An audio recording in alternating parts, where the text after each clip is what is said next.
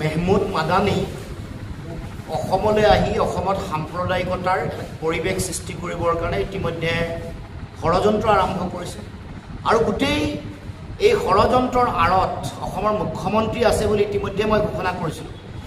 মেহমুদ মাদানীৰ লগত কি সম্পৰ্ক আছে হিমন্ত বিশ্ব শৰ্মাৰ, মেহমুদ মাদানীৰ লগত আজমল চাহাবৰ কি সম্পৰ্ক আছে, এই সকলো কথা সবিস্তাৰে মই সংবাদ মাধ্যমৰ আগত প্ৰকাশ কৰিছিলোঁ।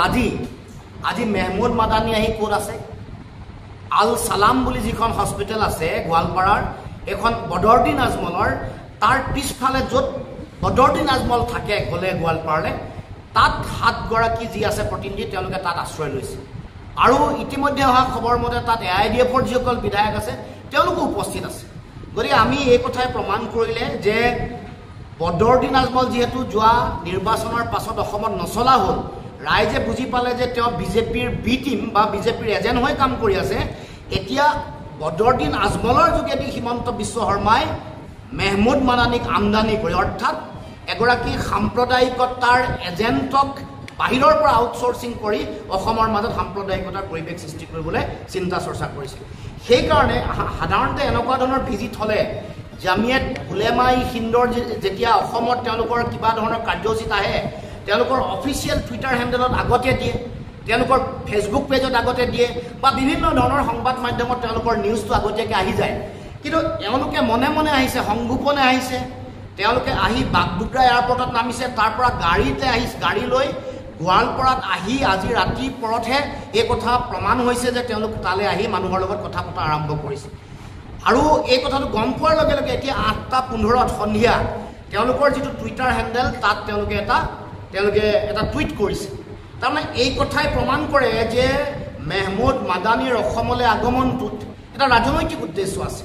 2026 চনৰ নিৰ্বাচনত হিমন্ত বিশ্ব শৰ্মাই মেহমুদ মাদানীক ব্যৱহাৰ কৰি সাম্প্ৰদায়িক পৰিৱেশ সৃষ্টি কৰি অসমত তেওঁলোকে ৰাজনৈতিক বৈতৰণি পাৰ হ'ব খুজিছে। গতিকে তাৎক্ষণিকভাৱে অসমৰ মুখ্যমন্ত্ৰীক আহ্বান জনাইছোঁ, মেহমুদ মাদানীক যাতে কৰায়ত্ব কৰে, 7জনীয়া দলটোক যাতে কৰায়ত্ব কৰে, কোনো ধৰণৰ বক্তব্য যাতে সাম্প্ৰদায়িকতাৰ বিষবাষ্প বিয়পোৱা, মানুহৰ মাজত ভাতৃঘাতী সংঘৰ্ষৰ উপক্ৰম হ'ব পৰা কোনো ধৰণৰ পৰিৱেশ যাতে গঢ়িব নোৱাৰে, তাৰ কাৰণে তাৎক্ষণিকভাৱে মেহমুদ মাদানী আৰু গোটেই দলটোক কৰায়ত্ব কৰিব লাগে।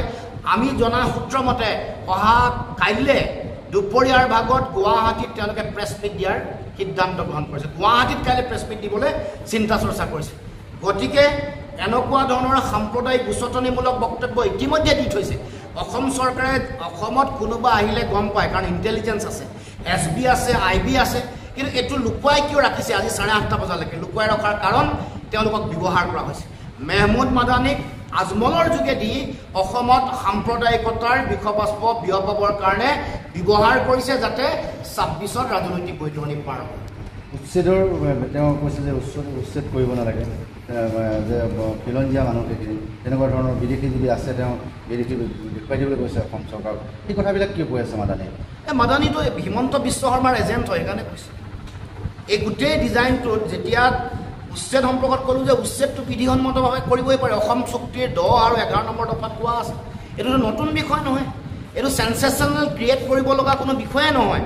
এইটো এটা উচ্ছেদ নিয়মীয়া প্ৰক্ৰিয়া। PGR, VGR, বনাঞ্চল, ট্ৰাইবেল বেল্ট ব্লক, এইবোৰত কোনোবাই বেদখল কৰিলে ধৰ্ম, জাত, পাত নোচোৱাকৈ সকলোকে উচ্ছেদ কৰিব লাগে। মুখ্যমন্ত্ৰীৰ সমষ্টিটো আছে বেদখলকাৰী, তেওঁলোকক উচ্ছেদ কৰিব লাগে। কাৰ্বি আংলঙৰ এনেকুৱা কিছুমান জেগা আছে তাতো বেদখল কৰি আছে, এইবোৰ উচ্ছেদ কৰিব লাগে। এইবোৰ আমি জেগা দেখুৱাই দিছোঁ। ইয়াক লৈ বেদখল উচ্ছেদ কৰাৰ নামত ৰাজনীতি কৰিবলৈ বাধা দিছোঁ। আৰু বিদেশীক যদি উচ্ছেদ কৰিছে তেওঁলোকক মাটি আৰু ক্ষতিপূৰণ কিয় দিছে? এইটো আমাৰ প্ৰশ্ন। তেওঁলোক যদি বিদেশী, তেওঁলোকক ধৰিব লাগে, ডিটেইন কৰিব লাগে, কেছ ৰুজু কৰিব লাগে, তেওঁলোকক ডিপৰ্ট কৰিব লাগে, NRCত যদি নাম নাই তেওঁলোকৰ বিৰুদ্ধে কেছ ৰুজু কৰিব লাগে। এইটো কাম নকৰি উচ্ছেদ এটা সাম্প্ৰদায়িক অস্ত্ৰ হিচাপে ব্যৱহাৰ কৰাৰ যিটো ষড়যন্ত্ৰ, কুটিল ষড়যন্ত্ৰ, দিব কৈছোঁ যে আপুনি মাদানীক ব্যৱহাৰ কৰি শেষত যিহেতু আপুনি নোৱাৰিলে, সাম্প্ৰদায়িকতা সদায় এটা অস্ত্ৰ ব্যৱহাৰ কৰিছে, এইবাৰ মাদানীক মাতি ইয়াতে সাম্প্ৰদায়িকতা সৃষ্টি কৰিব খোজা যিটো কথা, সেইটোক যাতে অসমৰ ৰাইজে কোনো কাৰণতে গ্ৰহণ নকৰে আৰু তাৎক্ষণিকভাৱে মেহমুদ মাদানীক কৰায়ত্ব কৰিবৰ কাৰণে দাবী উত্থাপন কৰিছে। মেহমুদ মাদানী দিল্লীৰ পৰা হিমন্ত বিশ্ব শৰ্মাক চেলেঞ্জ কৰি আছে, এইবিলাক আচলতে ভুৱা নেকি? নহয়, মেহমুদ মাদানী কোন হয় মই তথ্য সহকাৰে কোৱা নাই। তেওঁ ক'ৰ পৰা MP হৈছে? তেওঁ কাৰ মানে NDAৰ যিটো এলায়েন্স পাৰ্টনাৰ তেওঁলোকৰ দলৰ পৰাই MP হৈছে যিটো দলত চৌধুৰী চৰণ সিং এটা সময়ত জন্ম দিছিলে ৰাষ্ট্ৰীয় লোকদল RLD বুলি কয় সেইটো দলৰ অজিত সিঙৰ নেতৃত্বত থকা দলটোৰ পৰা 2006 চনৰ পৰা 6 বছৰ ৰাজ্যসভাৰ সাংসদ হৈছে সেই দলটো আজীৱন NDAৰ মানে বেক কৰা জনসংঘৰ লগত জড়িত হৈ থকা দল এটাৰ পৰা মেহমুদ মাদানীয়ে MP হৈছে আৰু মেহমুদ মাদানীয়ে বিগত দীঘলীয়া পৰিক্ৰমা BJP আৰু RSSৰ লগত সম্পৰ্কিত হৈ আছে সেইকাৰণে অসমলৈ যেতিয়া মাতি আনিছে তেতিয়া আমি গমেই পাইছোঁ ইয়াৰ লিংকটো কি